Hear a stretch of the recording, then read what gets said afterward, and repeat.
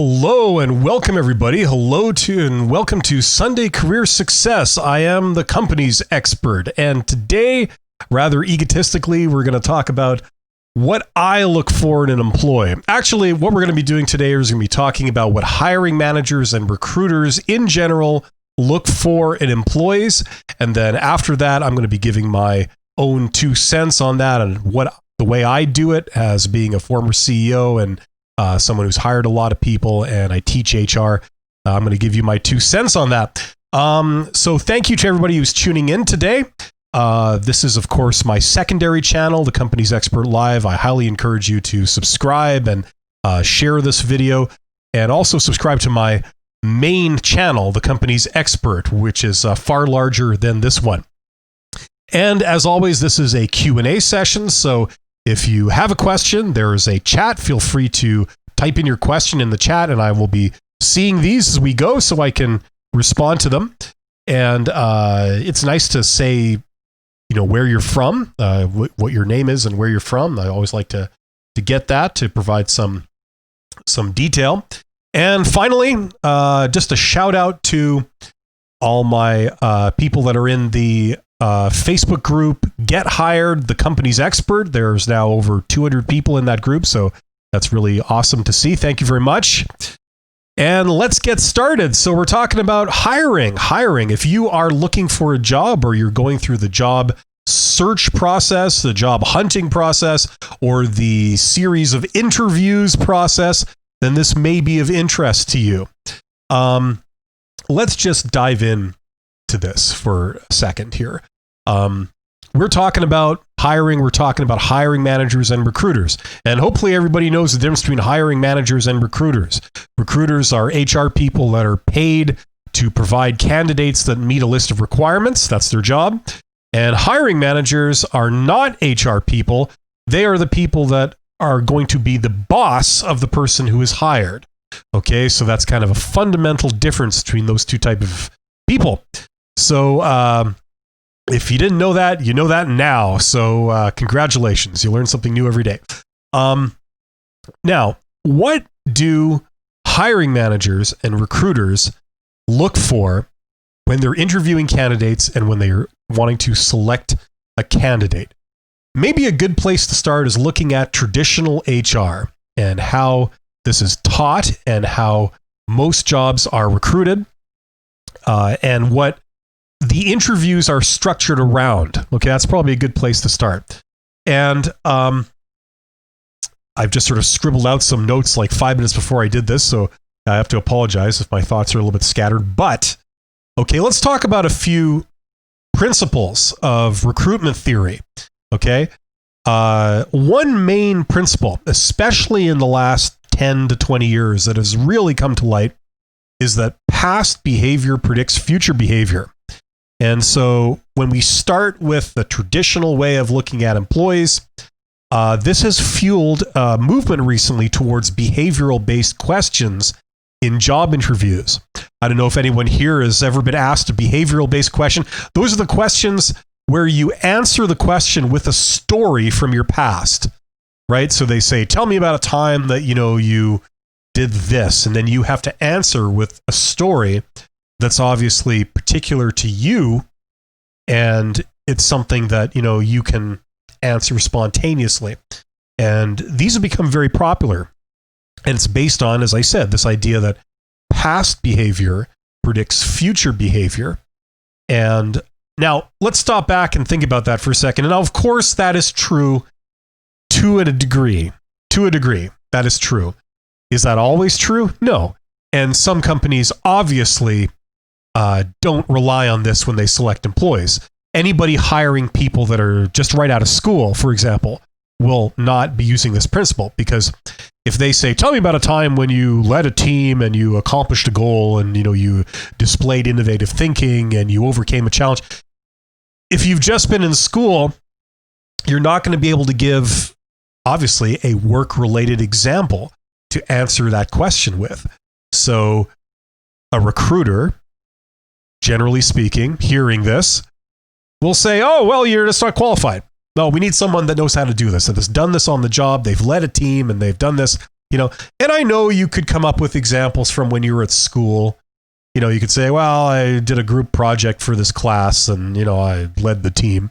But the point still stands. If you always look at, have you done this before, as your litmus test of seeing if people can do it, you're not going to hire anybody young, right? Or anyone that is moving into a new area.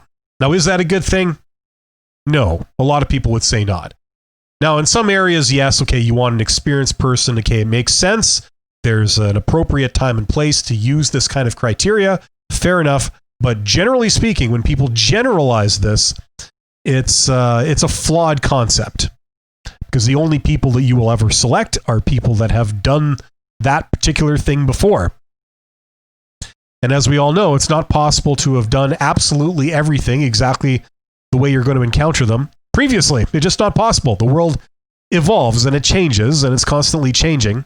So that's kind of a guiding principle there. So you should be aware of this, though. Whenever you get asked in a job interview, tell me about a time when you did this. Tell me about a time when you were faced with criticism from your boss or your coworkers. They criticized your approach and they were not on board with your approach, but you still felt that your approach was the way to go and you plowed ahead regardless and you accomplished the goal and you impressed everybody. Tell me about a time you did that, right? If they ask you a question like that the way you answer is with a story, that's a behavioral based question. And you need to know that the driving force behind asking those type of questions is belief in this principle, that if we want to know what type of employee you're going to be, we can determine that from seeing what type of employee you were. And although that has a certain logic, and it does apply in a lot of situations, it obviously does not apply universally. Think of, for example, someone who's changing careers. They've had a 20-year career in customer service, and they've got very good people skills. They can handle stress very well. They got all kinds of traits and virtues, but now they're going for a job in manufacturing. And yes, they have the technical skills, but we're talking about the type of person they are. So that would be an example where this would maybe not be the most appropriate litmus test to see if people are going to work out. Now, I got a question in the chat there. Somebody says, AT, I know AT. Is there an effective way to say to an interviewer that no, haven't actually done it, but you know how to do it? How do you convey that? That's an excellent question. Is there a way around it if you haven't actually done it before? Now you can say different things. Now, whether they will be accepted, that's going to vary on the recruiter themselves. It's going to vary on the the corporate culture at that particular employer, and what they're looking for, and if they've given sort of criteria in advance, because recruiters generally have a predetermined criteria of how they're going to rate or rank their answers, the answers that they get. That's when you see them writing your answers down on a piece of paper or something during the interview. So the question was, okay, if I haven't actually done it, but I know how to do it, what can I say? And you can definitely say that. You can say, well, I haven't actually gone through that process, but here's what I have done. I've read a book on this. I've seen this done. I've worked with people that they were doing that as their job, and I've seen every step of it, and I've spoken to them about it and got them to explain it to me. So if I were moved into that role, I feel very comfortable doing it because I know how you do every single step, and it would not be an issue. So you could say something like that. Now, as I said, whether that's accepted, that's going to vary. But that's certainly better than saying, no, I haven't done it. Right? So that would be one way to a reaction to that. Okay. So excellent question. Thank you for the question. So So we were talking about hiring managers, recruiters. What do they look for? And, we talked about behavioral based questions.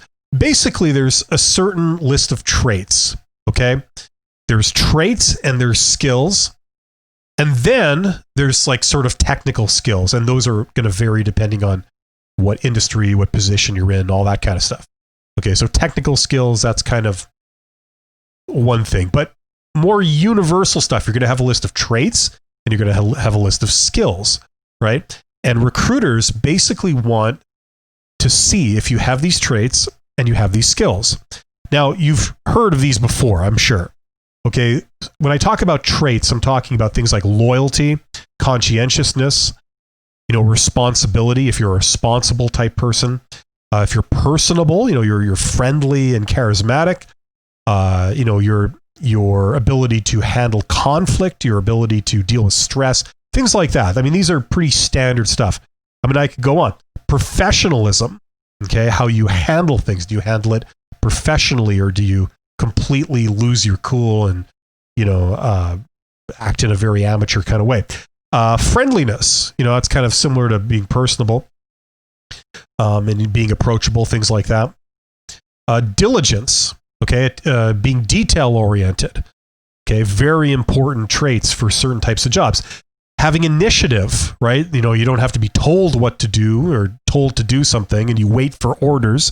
You go out and decide, I'm going to do this, right? And you can just initiate things on your own, initiative. And the ability to disagree in a positive way. Now, this is kind of more advanced for a lot of recruiters. In my experience, not a lot of recruiters can really detect that particular trait well, in my opinion and in my experience. That's more advanced kind of stuff. And I'll just talk about that for a second. Being able to disagree in a positive way. So what that means is that, first of all, you're avoiding groupthink, right? Groupthink is when you've got a bunch of yes men, like people that all just don't want to rock the boat and they don't want to address negative aspects of, what they have to deal with, even though to do their job well, they would have to address those, but nobody wants to be the person to shoot an idea down or to be very negative and say something doesn't work. Okay. So a real skill is to be able to do that, to be able to address negative things and say, no, I don't agree, or I don't think this is going to work, or we have to go back and redo this.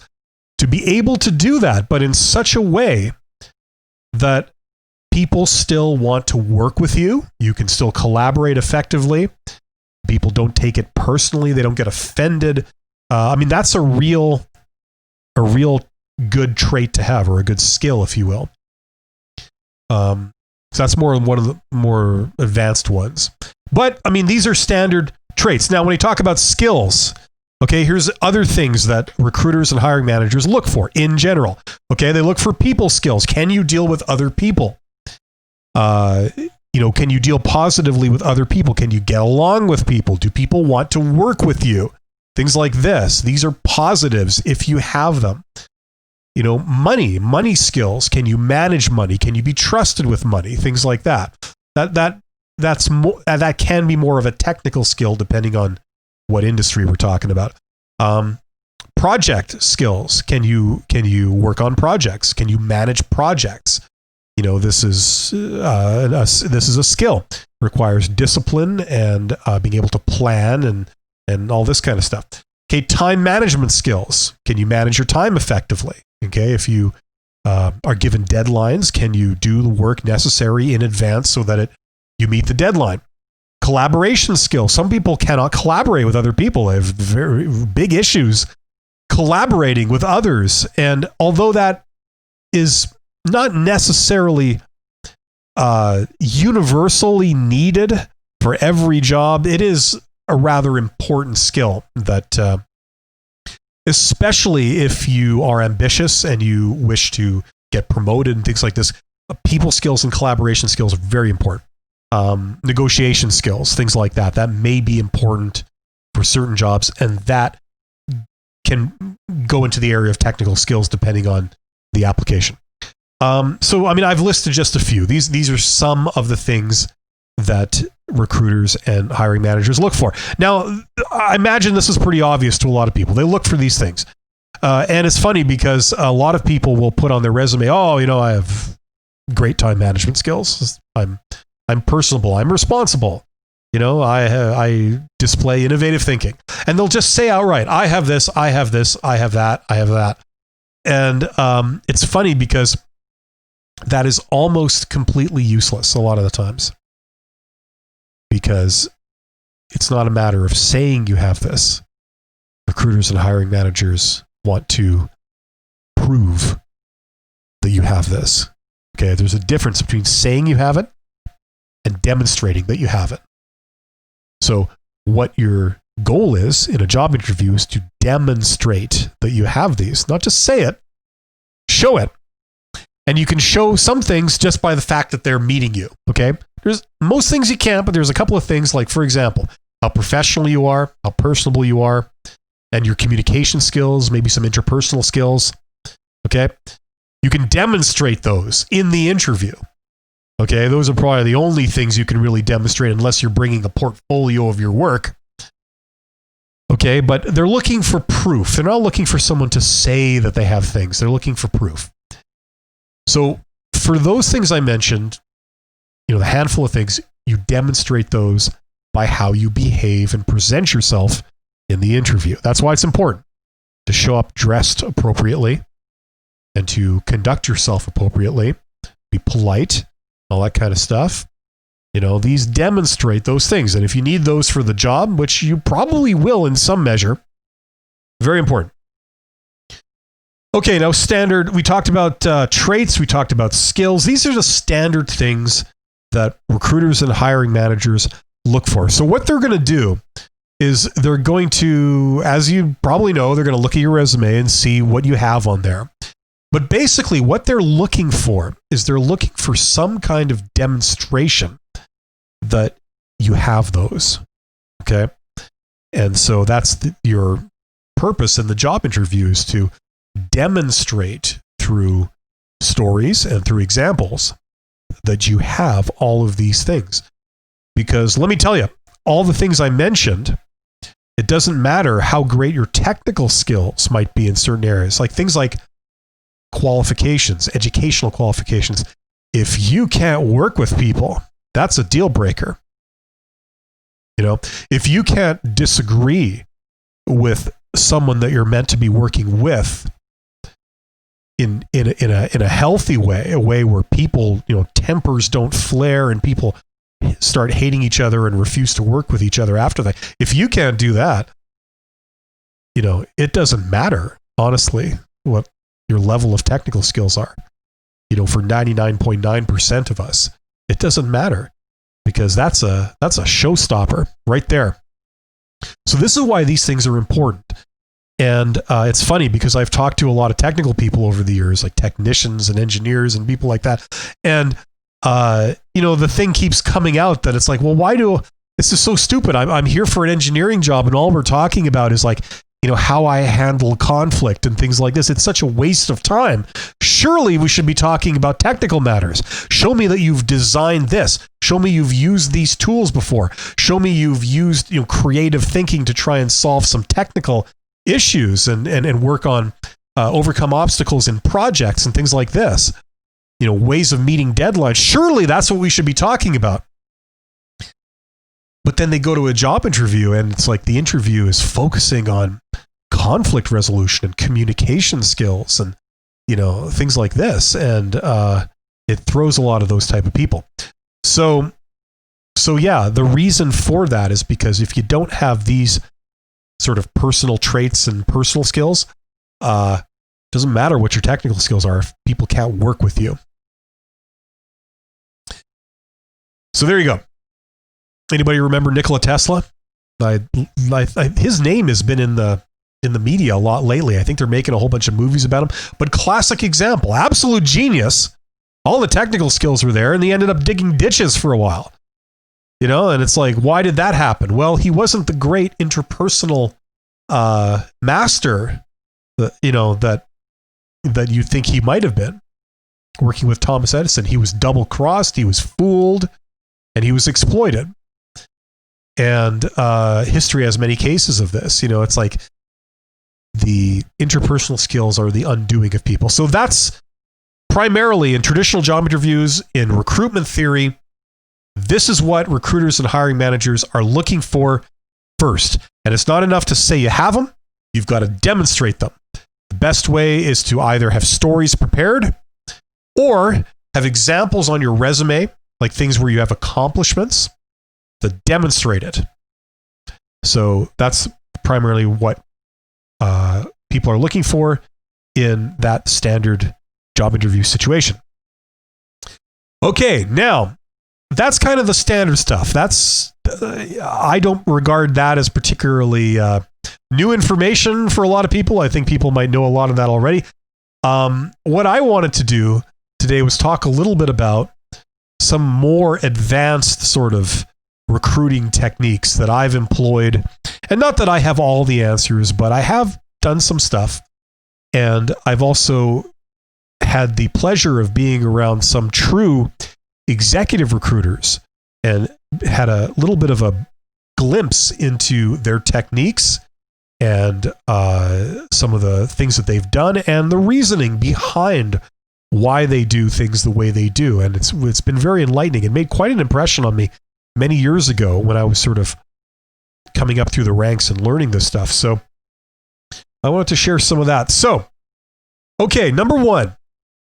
Here is something that everybody says, but very few people do. It's the primacy of HR. I don't know how many times I've heard companies, and maybe you have too, they say things like, oh, our people are our greatest asset. Our people are our greatest resource, our biggest asset.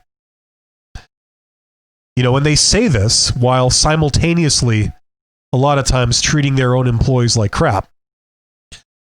That's something that unfortunately, I think is rather common. So let's go back to that, the primacy of HR. This is actually true, okay? If you start off with the wrong people, no matter what else you have, you can try and throw money at the problem and there's certain things you can try and do, but if you have the wrong people on your team, it's not going to work. And by wrong people, I mean people that are just not into their job. They maybe don't have the background skills necessary. They maybe can't work together because they are people that are so different, or they're not aware of the need to work together. People that maybe are unaware of some realities of how business works and things like this. Like, especially if you're in a smaller operation, the need for operations to work with sales and the need for, sales to work with, finance and accounting and, like this kind of stuff, being able to get that shared perspective. You need the right people that have to be motivated and they have to enjoy what they're doing. And let's face it, some jobs are not that enjoyable. It can be a real challenge to find someone that actually loves being in that role. And if you don't love it, you're not going to tend to excel at it. And unfortunately, that's the reality. So the primacy of HR, the first thing, if you get one thing right, it should be you got to hire the right people. And I'm not saying necessarily good people, bad people. I'm talking about the right people for that situation. Okay, some people enjoy one thing but not another thing, and some people are the opposite, right? Now, if you're in this situation here, you want the people that are really into this, not the people that are into this and wish they were doing this instead, right? So primacy of HR is very real. And the way I look at it, there's a triad of things you need. There's education, experience, and personality.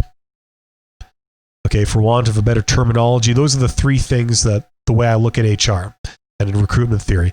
And it's interesting because the third one, personality, that doesn't get too much attention. In traditional recruitment theory, they talk about education, they talk about experience. This is what we're going to we're going to probe for.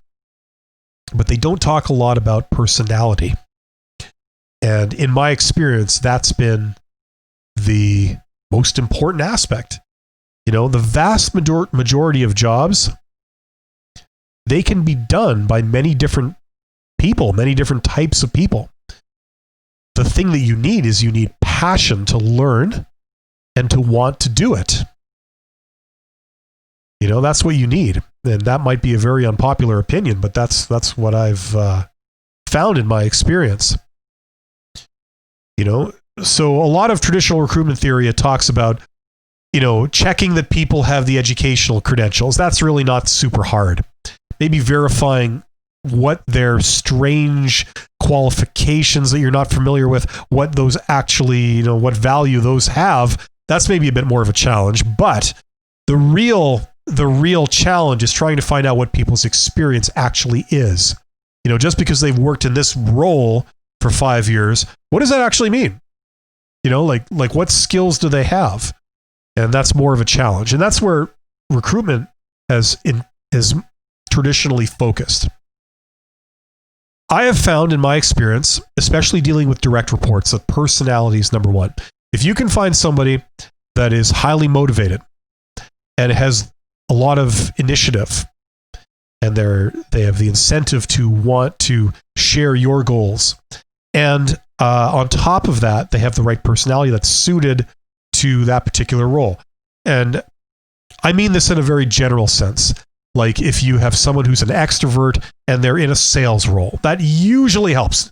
It's not always universally required. I know some introverts that are great in a sales role, for inside sales and things like that, where you have customers calling, and these people are amazing at helping customers because they have the technical knowledge and they have the persistence, So, it is possible. There are exceptions, but generally speaking, if you have especially an outside sales role, you want an extrovert. That tends to fit very well.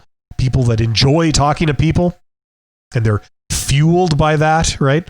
So you have the right type of person, and they're motivated to do it. They can do great things.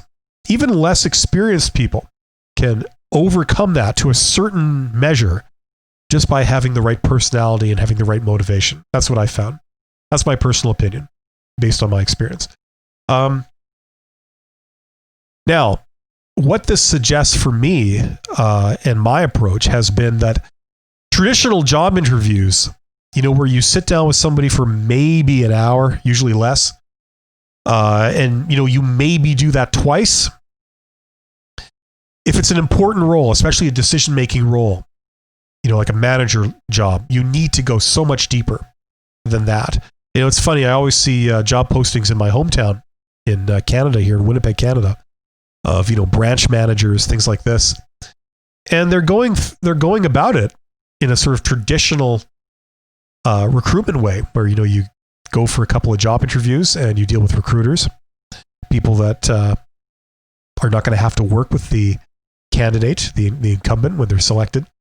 And I ask myself, does that actually work? Because in my experience, it doesn't. For decision-making roles, I feel we have to go into a slightly different approach than the traditional job interview. And that is more of an informational interview type approach, where you go out for a coffee with the hiring manager and you have conversations. You don't have very formal interrogation style interviews. Instead, it's more one-on-one. You go out, you have a coffee, and you have a conversation.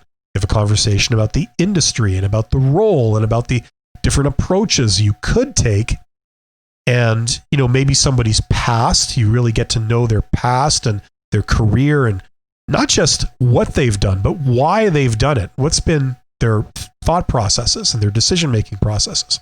And only then, after about at least an hour of this conversation, you can delete the first hour in terms of usefulness, then starts to come out a view into the candidate's personality and their motivations and, their incentive structure and their worldview and all this kind of stuff. And then you start to get more of a idea of really who they are and, what role they would do well in and what roles they would maybe do less well in. That's been my experience. I've gone through that process with some people, and that's my conclusion, is that it pays off. Now, of course, this is much more time consuming. This is a little bit more time consuming than doing formal job interviews. It's really not that much of a premium in terms of your time, but it is a little more. You got to go a little bit further. Instead of spending, maybe 2 hours on a candidate, you're spending 4 hours on a candidate, this kind of thing. But I found that it more than pays off, okay, because you're dealing with things other than what I believe is the first step, like verifying their education and experience, okay? You're finding out what makes them tick, and you're finding out their personality and their motivations, and that's much more important in terms of being a determinant for success in a role. Now, people that the detractors to this will probably point out, and perhaps rightly so, that this process, okay, it's a little bit more open to bias. If somebody gets along with you, then maybe you might be more biased to, placing more value on that. And yes, that is definitely a thing. That is definitely an effect. Okay. I always feel, though, that forewarned is forearmed. And if you respect different types of people, especially people that are not like you, that and you compensate for that, that this process that I use, I think still holds up and passes with flying colors. Now it's interesting because on my other channel I've done videos on the Myers-Briggs, right? And Myers-Briggs in itself is a little bit controversial. There's some people that disagree with it, and that's fair game. I think they've done some very questionable things to that test. This is a personality test, by the way, if you've never heard of it. It's the only personality test that's been widely accepted by recruiters for the last 30 years. A lot of them are aware of it. A lot of them respect it. And it's not the be-all, end-all. Some people think it's a be-all, end-all that can predict how well you will be, how well you will perform in roles and things like this.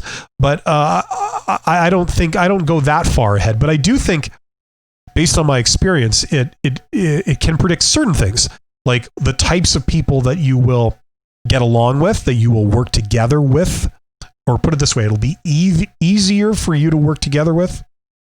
So it does have some value. And this is where things like Myers-Briggs can give you some information. It's a tool. It's not the be-all, end-all, but it can give you some information. And also learning what candidates' real opinions are. Job interviews are notoriously fake. People are not being honest. The recruiters and hiring managers are really putting on a poker face, a game face. They're withholding a lot of information and treating subjects like guinea pigs. And then in turn, the applicants are putting on their best game face, and they're not being entirely honest, and they're withholding information and trying to present sometimes maybe an artificial version or an idealized version of themselves. So this is well known. This is well known that it's not a natural interaction. And as a result, it's not a very good insight into how these people behave naturally. The great thing about what I tend to do when I have more of a informational interview style conversation, usually in a neutral location with the candidates, is that you get more of a sense of what their true feelings are and their true opinions are. And you get more of a slightly more realistic view of how they would be as an employee, or how they would interact with you if you hired them and they were your direct report. So that's why I advocate for that. Now, if you were to do this kind of thing, okay, and this applies more for, as I said, decision-making roles, you're hiring managers, you're hiring supervisors. The big question is, if you go about this way of interviewing people, and you look for those insights, you look for their personality, you look for their worldview, their motivations, and what motivates them. The question is that I have in my head when talking to them is, can I motivate this person? Okay. Whether they're like me or they're completely not like me, can I motivate them? Can I tap into the things that they like and that drives them? And can I use that to motivate them so that we can share some goals? I can get them to share some of my goals if I'm the hiring manager. Okay, that's the big question as far as I'm concerned. And sometimes the answer is yes. Sometimes you think like, yeah, that taps into something that I can offer you. Whether it's something the organization can do or it's something on a personal level that I can do, that's something that I will be able to motivate you with. And sometimes not. Sometimes people have, they make their feelings clear about things, and this is what turns them on, and this is what drives them. And it's like, I really can't provide that for you, whether it's me as a person, as your boss, or the organization providing it for you. That may not be possible. And to me, that's like a big, that's a big factor in, can I motivate you? Now, there's some other principles here that I've always found interesting. I've sort of picked these up over the years from various sources, but one that I think is really good is when you talk about skills or traits that employees have, and some people are rule breakers and some people are not. Some people follow the rules and they take the rules very seriously. If you tell them these are the rules, that carries a lot more weight with them as opposed to perhaps other candidates that you tell them these are the rules and then you hire them and they break them. If they can maybe get away with it or if it serves them, they tend to break them. Now, sometimes this is good in the sense that, okay, if it's displaying initiative and this kind of stuff, you can cut through red tape to get results. Sometimes that's good, but I like the term that somebody, I can't remember who first told me this years ago, but they described it as wolves and sheep. The sheep follow the rules. The wolves don't follow the rules. And I'm sure you've had work experiences where you're working with, a group of people, you have coworkers, and most of them follow the rules, and maybe you follow the rules too, but there's sometimes one person that breaks the rules and gets away with it and just keeps breaking rules. And maybe that catches up with them and that it leads to bad things, or maybe they just keep getting away with it. A lot of times people will give rules, but not have it backed up or enforced by policing, where you're checking up on people and then not have punishments associated with it. And the wolves will take advantage of those situations. So you get wolves and sheep, and then you get wolves in sheep's clothing, right? People that seem like they're, people that can abide with rules and not break rules, but then when no one's looking, they break the rule. And that can be very dangerous.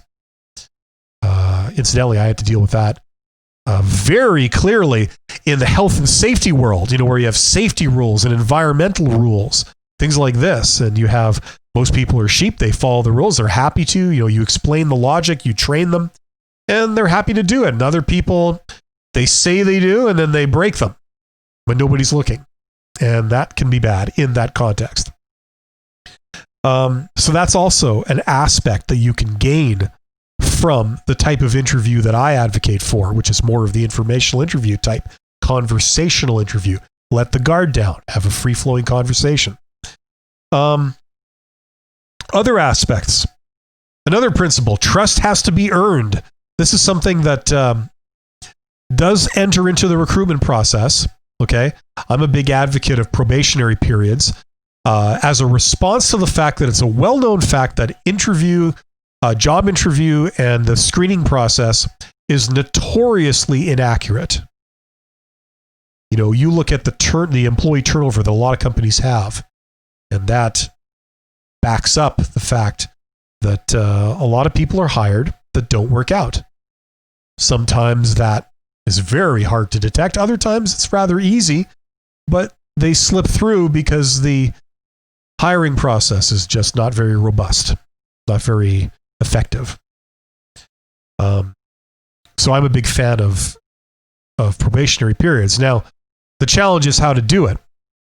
And you have a couple of options. I mean, you could have an informal one where you sign someone up as a permanent employee, but then you're watching them very closely. And if it doesn't work out within the first year, you make a quick decision and you have all your ducks in a row so that you can eliminate them from the organization. You maybe fire them, without cause, or with cause, or you do layoffs, or there's different. I mean, you can go that route. There's ways to do it properly.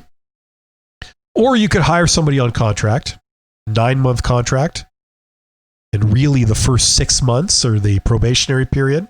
By the end of the 6 months, you've hopefully made a decision. Do we want to keep this person around? If so, before they've had a chance to look for another job or before they're about to jump ship, offer them a more permanent job if they're working out. If they're not, you let the contract run out. I mean, there's things like that you can do. And all the while trying to be as transparent as possible. You want to do what's the best for your organization. You also want to treat people properly. You really do. Even though you could get away with certain things, it's best to treat people properly, as I'm sure a lot of people will agree. Now, after this, then you get the training. Okay, so you hire somebody, and I advocate hiring them through the informational interview process or that type of informational. The only term I've really come up for it is a more conversational type interview. But basically, you handle it like an informational interview. Go to a third-party location, like I said, have a coffee, have a drink of some kind, and just have a chat. And it's going to be time-consuming. You're going to have to put in a couple of hours at least of this to really get to the insight. But it does pay off.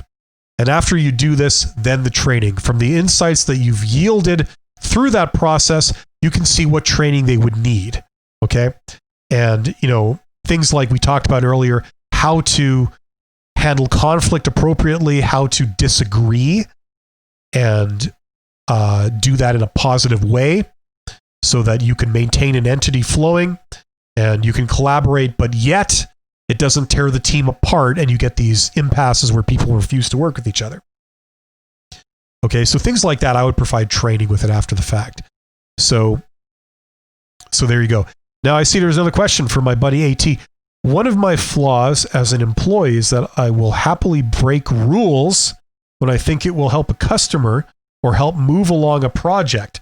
Is there any way to mention that in the interview or maybe not?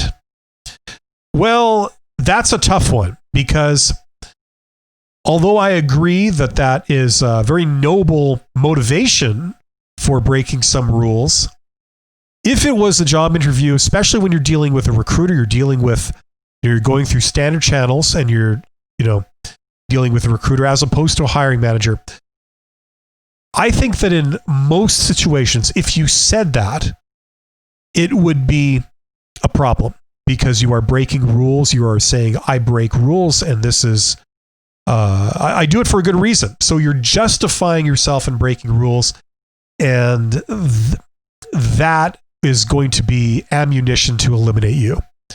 So although I think that it's, I agree with you that is often, on occasion, necessary, mentioning that in a job interview is going to be more of a hindrance than a help.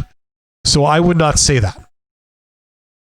I would just not mention that, if you believe that breaking rules when A, you don't understand the rules, they don't make sense, and B, they don't seem to do any good, and C, they prevent you from providing a better service or value to a customer. I agree that that's kind of maybe the right motivations, but the fact that you're breaking rules is going to be a problem.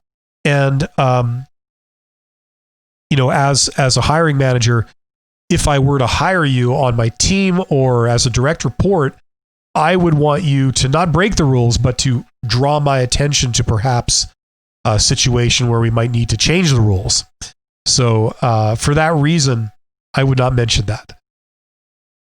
And depending on your situation, you could try to do what I just said and draw the attention of the higher ups to the fact that the rules maybe need to be changed as opposed to just violating them on a case-by-case basis. So that's what I would say to that. But that's a great question. That is a question that a lot of people have been stumped by, and they have lost interviews. They have been eliminated for saying stuff like that because it seems like a good answer. And you say that because it sounds like, okay, this is the noble thing to do. This is the right thing to do. But you don't realize that you're handing them a reason to eliminate you. So that's some of the sometimes the deceptive nature of job interviews. But thank you for your question. Excellent question. So yeah, the only other thing I could possibly say is that, there is some differences when you're hiring a direct report as opposed to an employee. Okay. Direct report is someone who's going to be working with you. You're the boss. They're the subordinate, and you have to work together. So in that situation, your personality is maybe a bit of a factor because you have to interact and you have to communicate and collaborate. But if you are present at the hiring of an employee where you don't have to work with that person directly, then making hiring decisions based on your personality is silly. It's inaccurate. These people are not going to be working with you. So you have to keep that in mind, as a hiring manager or as somebody attending, who has some say in the hiring process. You've got to keep that in mind.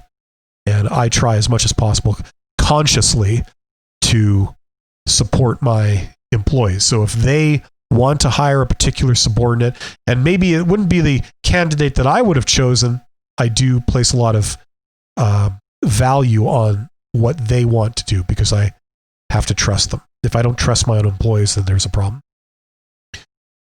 So there you go. That's kind of all I had for today, unless there's any more questions. I want to thank everybody for watching this stream. I want to thank you to AT and anybody else who was watching and participating. If you found this interesting, I have many more videos on my main channel, which is called The Company's Expert. And I also do some live streams and stuff on this channel, The Company's Expert Live. So please like, share, subscribe. I do this show every Sunday. Sunday at 2 p.m. Central Time in North America. That's what, GMT plus 5, I believe. I think it's plus 6 Central Time. So tune in every week, 2 p.m. for this show and ask me any questions. That's what I'm here for. Thank you very much for your attention. I hope you guys have a great end of the weekend and a great week. And I will see you on the next one. Thank you very much. Take care.